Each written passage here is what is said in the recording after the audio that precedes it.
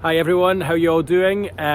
Just thought I'd jump on here and give my thoughts post-match as Newcastle ease through to the fourth round of the FA Cup. I say ease through, it wasn't that easy, was it? By the end it was. But League 2 Bromley gave them a little scare in that first half, taking the lead inside 10 minutes.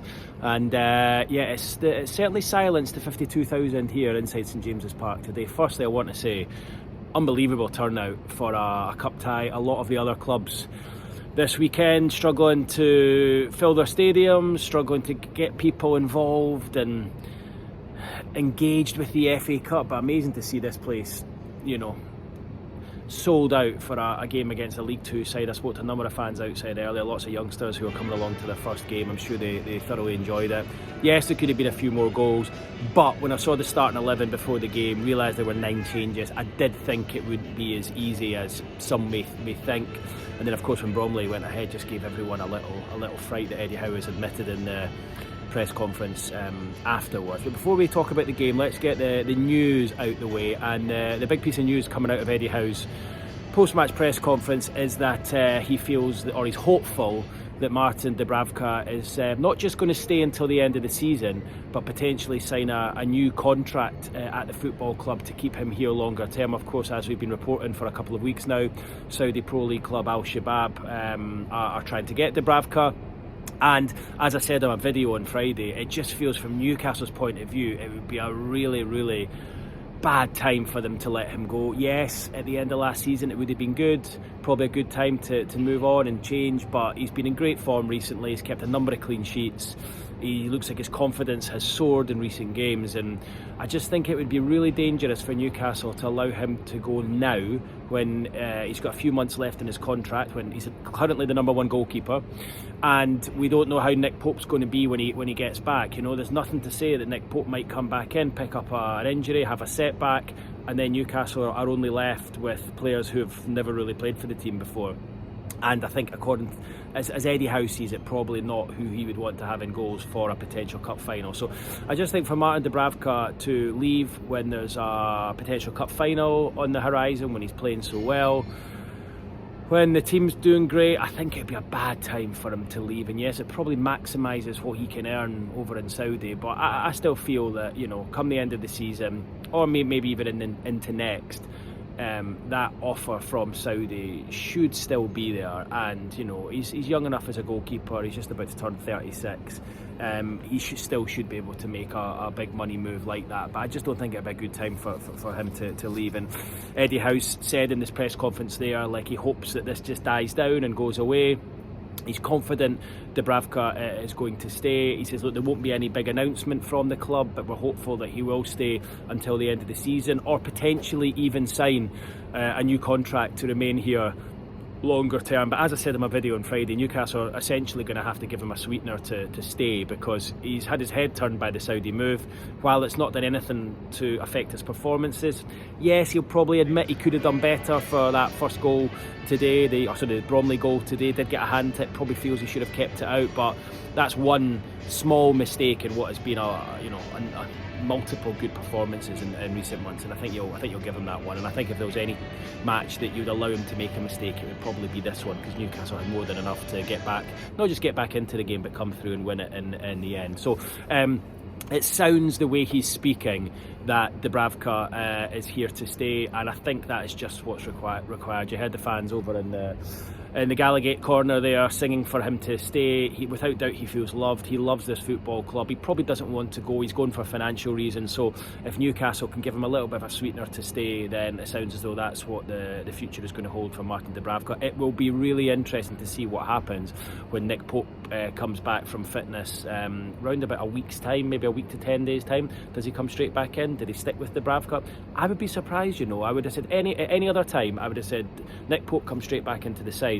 But given how well Martin Dubravka has done, I would actually be quite surprised if Pope comes straight back in. I think he'll be given the gloves to lose, and it'll be up to him to stake a claim for being in the team for the cup final. I just think it'd probably be wrong, given how well he's played, given how few goals Newcastle have conceded, for Eddie Howe to drop him as soon as Nick Pope's back available. But you can see why the situation for Dubravka isn't a straightforward one, because if you turn down the move to Al Shabab now, Pope comes in as number one and he just plays second fiddle until the end of the season.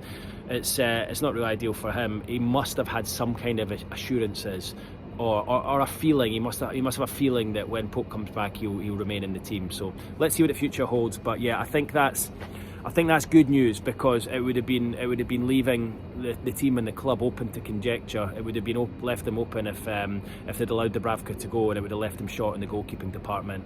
So that all sounds positive. In terms of the game today, look, it wasn't pretty to watch.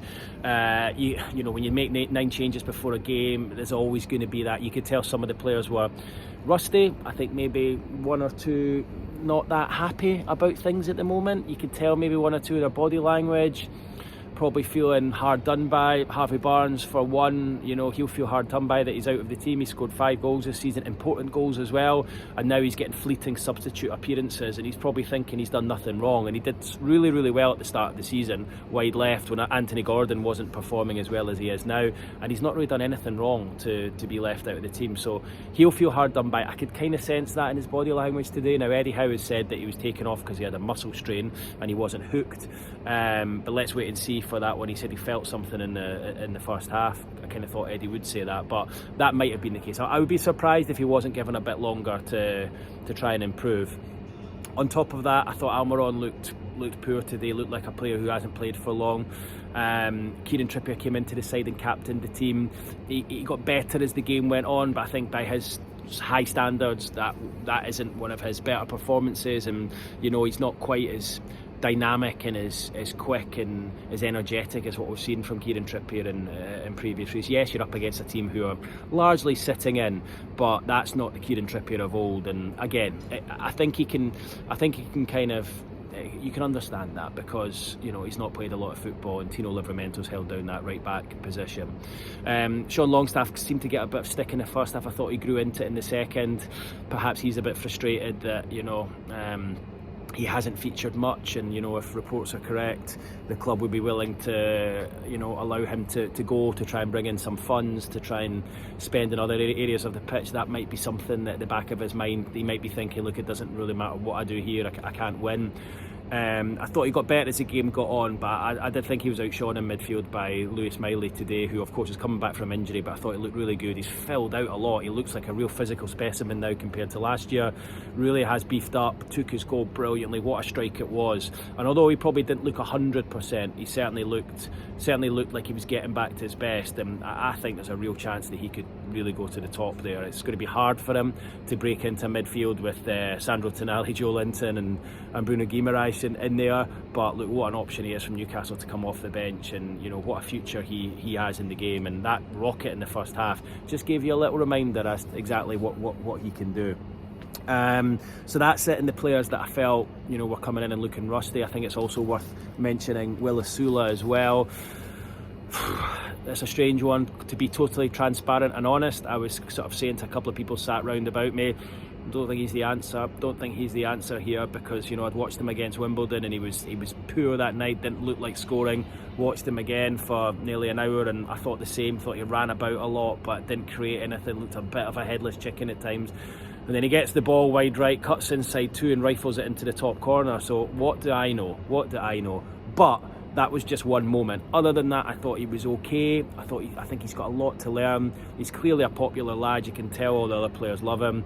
I thought his celebration went on a little bit too long. Well, you've not scored in the World Cup final. I know you're pleased to get your first goal and it's a monkey off your back and whatnot, but it was a little bit too much. I looked down at Eddie Howe and Jason Tyndall on the subs bench, and I almost get the sense they were thinking, is he still celebrating this goal? I think they probably just wanted him to get on with it. So my feeling on him is he's got a long way to go. I don't think he's nowhere near the finished article. I know the fans seem to like him. He will be given a chance, but he's going to have to improve quickly, I think. I just think all aspects of his game need to improve. But that glimpse of quality, that goal he scored in the second half, shows that he's got it in his locker. And we've seen from players before, sometimes it just takes a goal or a moment to change, and suddenly we saw what happened with Joe Linton, didn't we? So as my mate texted me during the second half, he said, let's turn Will Osula into a centre mid like what we did with Joe Linton.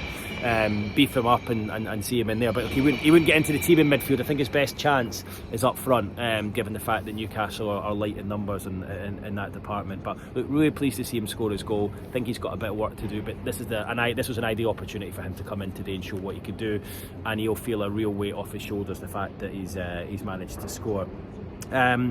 In terms of other players, Eddie said there that Alexander Isak, Sven Botman, Joe Willock were all left out. They were just a little bit tired from their exertions. Sounds like Willock's still not fully over that hamstring problem. And then, of course, Tonali was rested as well. And, you know, it was a real compliment to Andy Woodman and Bromley that Newcastle not only brought on over £100 million worth of talent at half-time in the shape of Bruno and Anthony Gordon, but then brought on Sandro Tonali for the last 10 minutes to try and see out the game. That's a real compliment to the Bromley manager, and I mentioned that to him in the press conference afterwards, and he said, look, he didn't expect anything less from Newcastle and Eddie Howe. But just looking at that team and looking at the midfield, as okay as they did, Newcastle without Sandro Tonali and Bruno in there are a different team, and I just think that the two of them are a step up from everything else, and ability-wise, technically-wise, that Newcastle have got in there. And I think games like today proved that. Bruno made a difference when he came on, so too did Anthony Gordon. And you guys will just be desperate for the Wolves game to come around, because Tonali and Bruno will both be playing there in the heart of midfield, providing they don't pick up any injury or anything in the meantime. But look, big week ahead, home games, Wolves, and then Bournemouth, more than winnable games.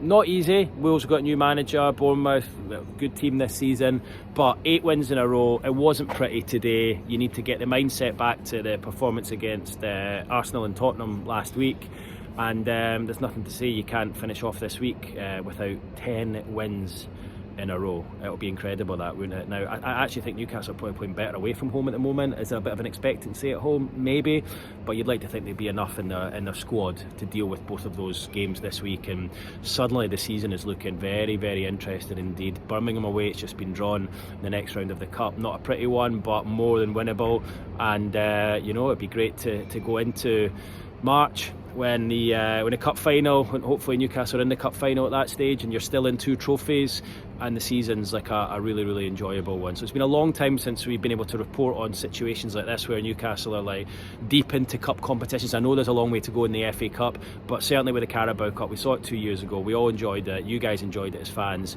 and as Andy Woodman said in his press conference afterwards just now, he's really hoping that this is the year that Newcastle can get the monkey off their back. And there's a really good feeling about the place just now. You just need to hope that that's still there come February for the second leg, and then hopefully the Cup final, because things can change quickly in football. But certainly Newcastle looking a lot stronger a position than they did 2 years ago. The squad's stronger, they've got better options off the bench, they've got less injuries, and if you did lose someone, I feel like it's not the end of the world. Like Bruno was missing against Arsenal the other night, and still you beat Arsenal comfortably 2-0. I think you can miss a player or two at the moment, and you've got the players to come in and cover. So all good. Not one to write home about today, but you're through to the next round. It's a cup competition. That is all that matters. Okay, guys, nice to speak to you all. Please leave your comments below. I will read them later on, and I'll see you on the next one. Cheers now.